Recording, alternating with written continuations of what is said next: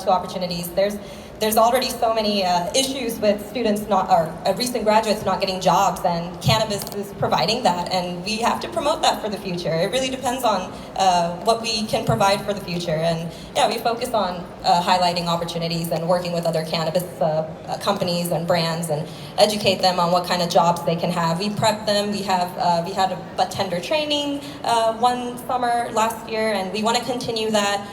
We did get pushback on organizing that, but we want to really prep our students for jobs in the industry, and that's one of our goals. That's one of our missions.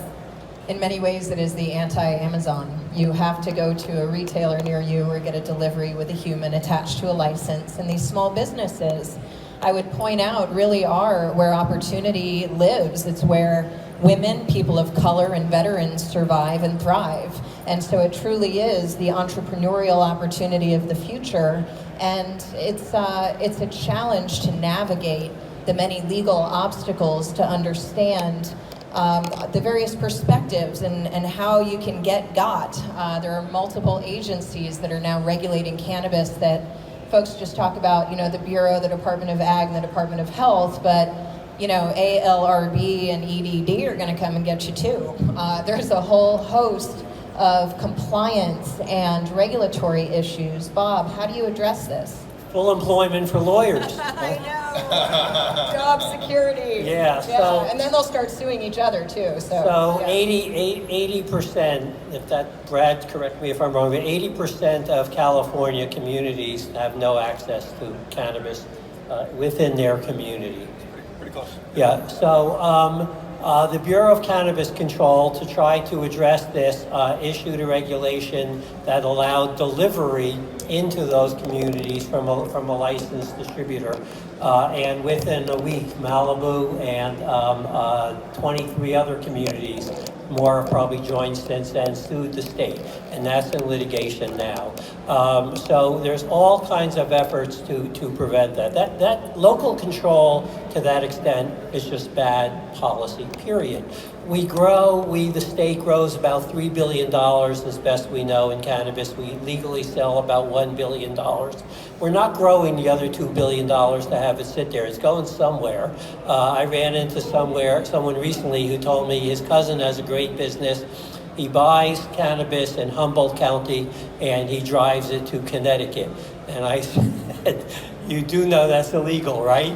He thought his cousin had a legal business. Probably has a very lucrative business.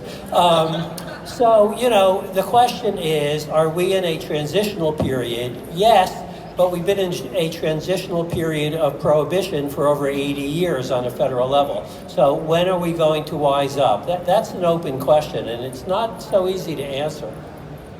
Yeah, indeed. And one of the things that we try to focus on at Oaksterdam University is having the conversation about how we frame this conversation, because ultimately, if you have a mom in Topeka trying to decide, even if she agrees that prohibition has failed, that when she hears the word recreational, she pictures her 12-year-old recreating, and she votes no.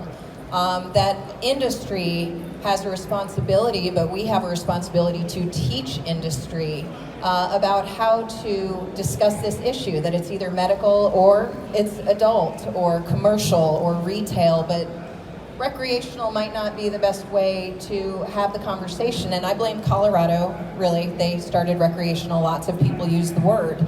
But that's part of why we need to also have the conversations about presentation, that cannabis as the scientific terminology, regardless of how it is used, that we get back to the basics of the new policy being called by its scientific name, and that we recognize marijuana as the failed prohibition policy. That how do we transition that in our nomenclature as we're presenting this across the board? I always ask people to just do a little search for their materials, recreational, and then just replace with whatever is your fancy. I realize if you're in Vegas, adult has a different connotation. Maybe retail's better. I made that mistake once teaching in Las Vegas.